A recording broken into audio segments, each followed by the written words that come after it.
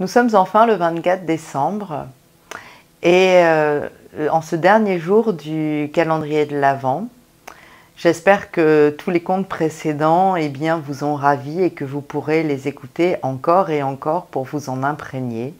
Ce dernier conte résumera tout et il s'appelle « L'essence de la sagesse ». Le vieux roi était mort trop tôt. Son jeune fils n'était pas mûr. Il monte sur le trône, inquiet d'être aussi peu formé pour la charge qui lui incombe. Il a cette pénible impression que la couronne lui glisse de la tête, qu'elle est trop large, trop pesante. Il ose le dire. Les conseillers sont rassurés. Ils pensent. Sa conscience de ne pas savoir, de ne pas être prêt, le prédispose à être un bon roi, capable de prendre conseil, d'écouter les suggestions sans se précipiter pour décider, de reconnaître une erreur et d'accepter de la corriger.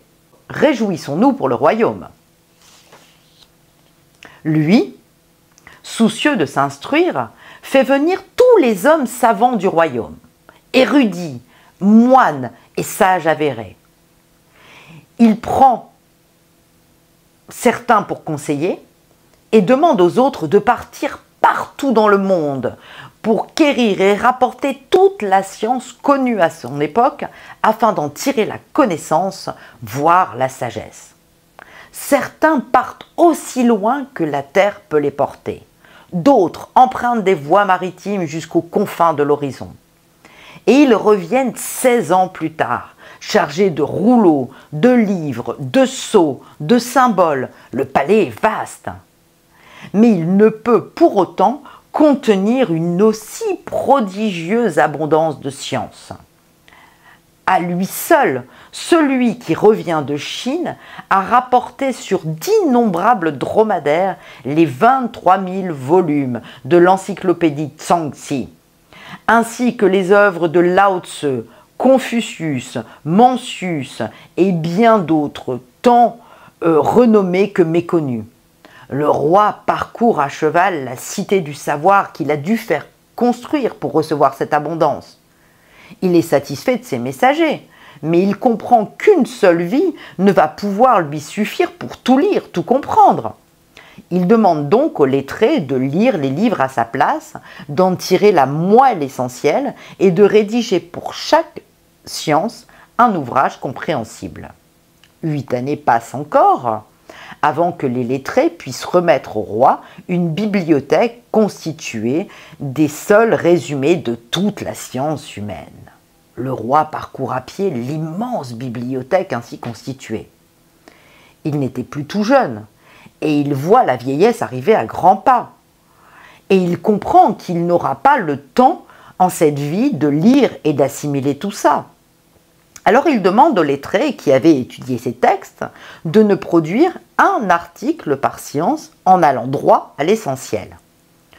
8 années passent encore avant que tous les articles soient prêts, car nombre des érudits qui étaient partis au bout du monde collecter toute cette science sont morts désormais. Et les jeunes lettrés qui reprennent l'ouvrage en cours doivent préalablement tout relire afin de produire des articles. Enfin, un livre en plusieurs volumes est remis au roi, alité, malade. Et il prie chacun de résumer rapidement son article en une phrase. Résumer une science en peu de mots n'est pas chose aisée.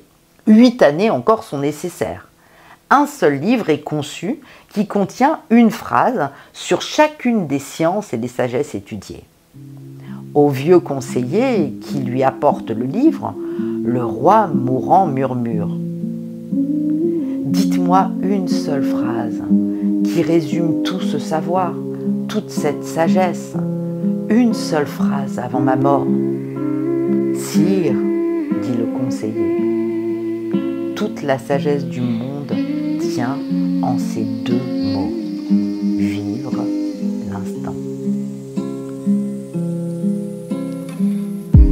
Voilà, il ne me reste plus qu'à vous souhaiter un merveilleux Noël.